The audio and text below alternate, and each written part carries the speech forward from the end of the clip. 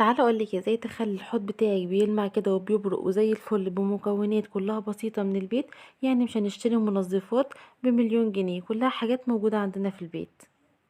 وتعالى اقولك ازاي نعمل وجبة الفطار الجميلة ديت بمكونات بسيطة وكلها موجودة من البيت. عايز اقولكوا البنات عندي افتكروها انها بيتزا. وتعالي كمان نعمل مهلبية البرتقال بالجزر للرضع وللكبار. يلا بينا الاول خالص نبدأ بوجبة الفطار. كل اللي طالباه منك بس تديني من وقتك دقيقتين تلاتة تقيمي فيهم الفيديو، وان شاء الله هتستفادي وهتشجعي معايا. بس قبل ما نبدأ في المقادير والطريقة، يا ريت تصلي على النبي وتذكري الله. اللهم صلي وسلم وبارك عليك يا حبيبي يا رسول الله. واحب اعرفك بنفسي لو اول مرة تشوفيني، انا اختك آية ودي قناتي. وجودك عندي في القناة اكيد هيبقى شرف كبير ليا. اما بقى حبايب قلب آية اللي معاها من اول القناة، احب اقول لكم انكم وحشتوني قوي قوي قوي من اخر فيديو عملناه سوا. ويا ريت تنزلوا في الكومنتات وتطمنوا عليكم. نبدا هنا في وجبه الفطار. بصوا يا بنات، احنا جبنا هنا بوله وحطينا فيها 2 من البيضه. وطبعا مادام حطينا بيض هنحط فلفل اسمر وهنحط دقه مشكله. الدقه المشكله دي عباره عن ملح فلفل كزبره كمون وشطة. وهنبتدي ان احنا نرج البيض كده مع التوابل. وبعد كده من التلاجة اي حاجات عندك في التلاجة، انا كان عندي طماطمايه وقرن فلفل وحتة بسطرمة وحبة زيتون. عندك جبنة رومي حطي، عندك جبنة موتزاريلا طبعا هتبقى تحفة. نبتدي ان احنا نرج المكونات دي كويس جدا مع البيضة. بعد كده نبتدي ننزل بمعلقتين كبار من الدقيق، وقصاد كل بيضايه معلقة كبيرة من الدقيق.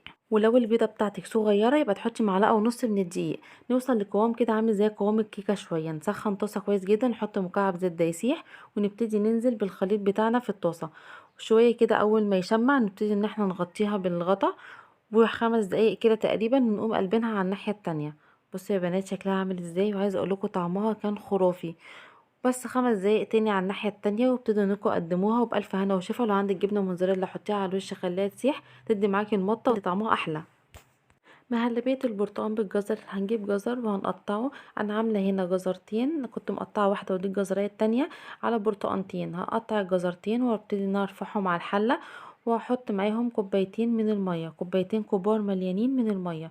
وهبتدي ان أنا ارفعها على النار واغطي الحله طبعا لحد الجزر ما يبتدي ان هو يستوي معايا.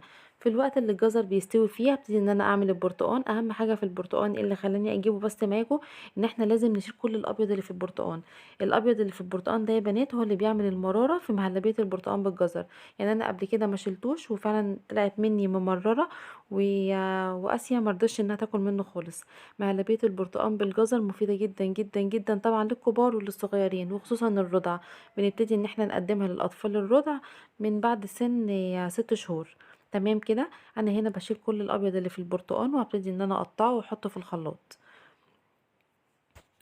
طبعا لما بتيجي تعمليها للرضع يفضل انها ما يتحطش فيها سكر خالص. بس انا للامانه انا بحط معلقه سكر عشان احلي طعمها شويه في بق اسيا.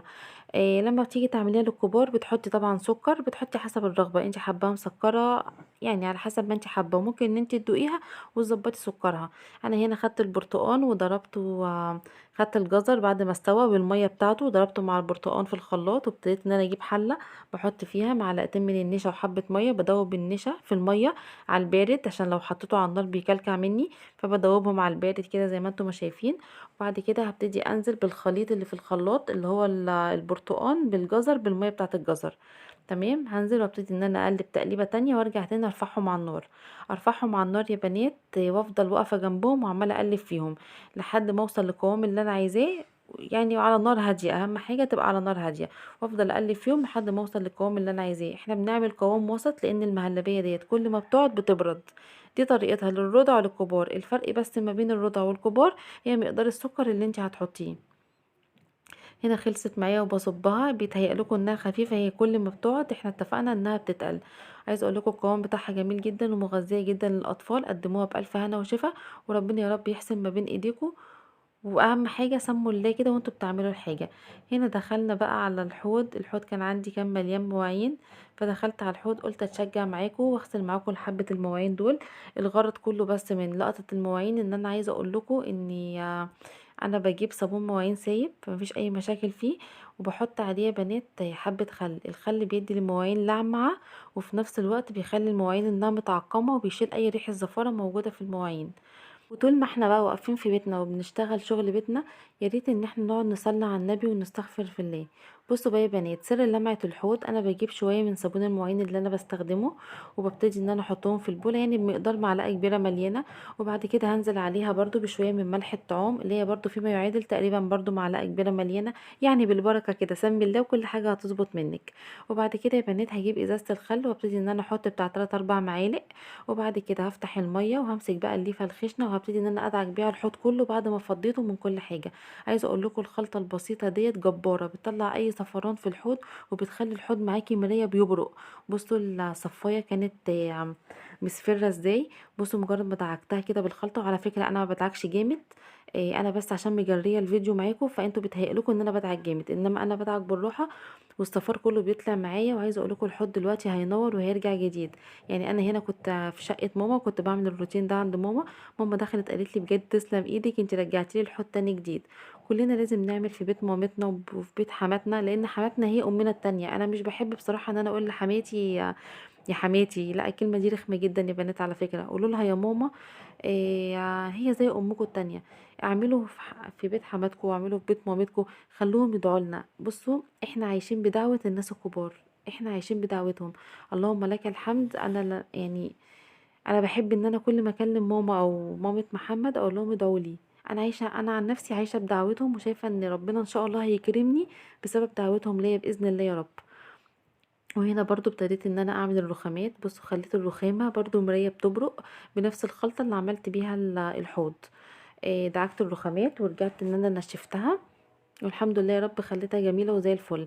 هعمل معاكم روتين تنظيف الكاتل. الكاتل ده المفروض بننضفه مره كل شهر. الكاتل بيبقى فيه كده ترسبات من تحت، طبعا مش هنقعد ندعكها ولا اي حاجه، احنا الحكايه كلها هنحط نص كوبايه من الخل، وبعد كده هنروح بالكاتل على الحوض، هنملى الكاتل لحد نصه من الميه اللي من الميه من الحنفيه عادي.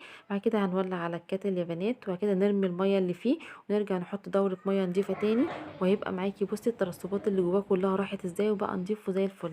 اللهم لك الحمد. الفقرة المحببة لقلبي ومحببة لقلب ناس كتير بيتفرجوا عليا هي فقرة البلكونة. بصراحة انا دخلت البلكونة لقيتها غرقانة تراب. بصوا هنا ماما ساكنة على الطريق، البلكونة عندها مهما نضفتيها بترجع تملي تراب تاني، يعني احنا بنبقى لسه ماسحين وكنسين ومنضفين، وممكن ساعتين 3 ونخش نلاقي تراب تاني. فانا كنت عارفة ان بابا هيصحى من النوم يخش البلكونة، فقلت ايه ادخل كده انضفها، خليه هو كمان يدعيلي دعوة حلوة، ربنا يا رب يجعلها من حظي ومن نصيبي.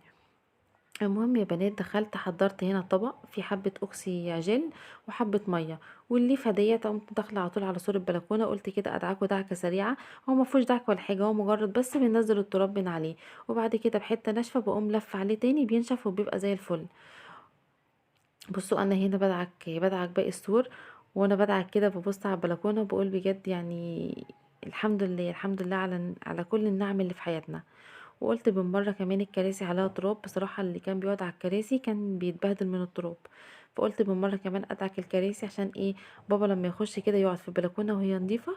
وفي نفس الوقت احنا بالليل حبينا ان احنا نخش كده ونقعد في البلكونة شوية، نخش الجو ساقعة، بس يعني برضو ايه الواحد بيحب يخش يقعد في البلكونة.